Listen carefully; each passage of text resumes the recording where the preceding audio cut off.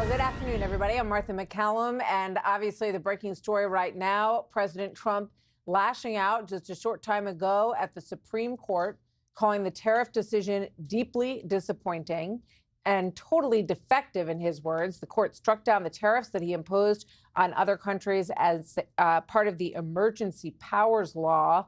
The president saying that he can use stronger methods to plan to impose this 10% tariff, global tariff, that he says he will do today. Now, the justices ruling 6-3, excuse me, and that's how it broke down in the dissent on this. So these are the justices who said that they would uphold the president's decision to use IEEPA as a way to enact tariffs across pretty much every country that we do business with. The justices that the president appointed on the other side, on the majority side, Neil Gorsuch in the first term earlier, and Amy Coney Barrett when Ruth Bader Ginsburg, when that vacancy opened, she was right at the end of the first term when she was nominated by President Trump. I'm ashamed of certain members of the court, absolutely ashamed, for not having the courage to do what's right for our country. I'd like to thank and congratulate Justices Thomas, Alito, and Kavanaugh for their strength and wisdom and love of our country, which is right now very proud of those justices. When you read the dissenting opinions, there's no way that anyone can argue against them. There's no way. Senior White House correspondent Peter Doocy, reporting live from the White House, was in the room as the president made some very strong comments about his reaction to all this. Hi, Peter.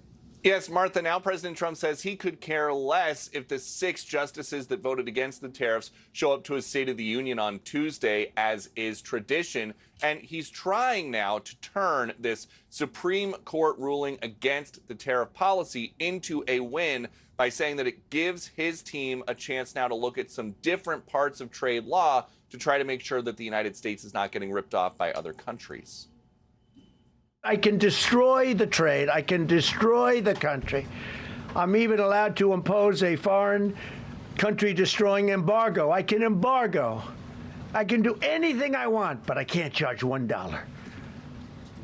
Because that's not what it says. And that's not the way it even reads. I can do anything I want to do to them, but I can't charge any money. Well, there's going to be a new 10% global tariff. He says some recently negotiated trade deals will hold up. Others must be renegotiated. And as for the $175 million question, it is too soon to tell. There's about $175 billion in tariff revenue that is now in limbo. Do you have to refund $175 billion? Think of it, Peter. Very fair question.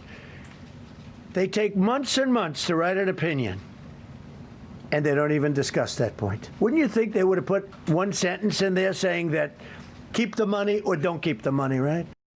He says it's going to be a few years in court before they resolve what to do with this $175 billion, but that tariff money is going out the door, including $12 billion recently to relieve American farmers. Martha.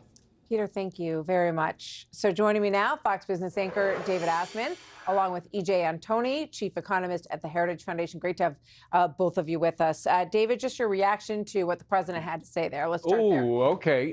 I think he missed an opportunity. I think he should have taken the win instead of the retribution against the Supreme Court, and everybody has their opinions about this, but he could have he used tariffs over the past year to completely rearrange a world trading system that had not been updated since World War II. I mean, the world trade situation we had after World War II was meant to rebuild Europe after the Great War, and Japan, by the way, parts of Asia, other parts of Asia.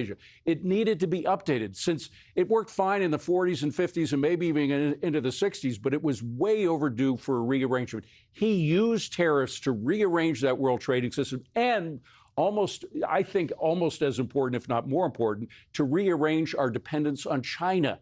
to alert the world that it was a danger to have China responsible for most of the pharmaceuticals, most of the rare earths. He alerted the world that there was a problem with that. Overdependence on China is a problem. It's a communist dictatorship. We should not be dependent on them for really critical stuff like pharmaceuticals. So he could have taken a win and said, look, we're going to get through this. We've got other mechanisms, 122, which you mentioned. It's not a stumbling block. Take the win, particularly going into the midterms. Give a nice positive attitude to all this. That's my impression. I'm not writing his stuff, though. No, I find that a very interesting take, because it was always a holistic approach to say we need to throw this chessboard up in the air. And I think the president always understood, and his advisors understood as well, that this was going to run into some court issues. But I think, to his credit, rather than sort of worrying about all of that on the front end, it's like, let's just do it, okay? And then we'll deal with the hurdles as they come, but at least then we're making progress along the way at rearranging some of these relationships. EJ, what do you think? Martha, I think that's a great point. We could not have gotten to where we are today with all of these different trade deals, with all of the renegotiations that the president has been doing on international trade. We would not have gotten here but for the president's fast action on tariffs. And that was done, or I should say that was made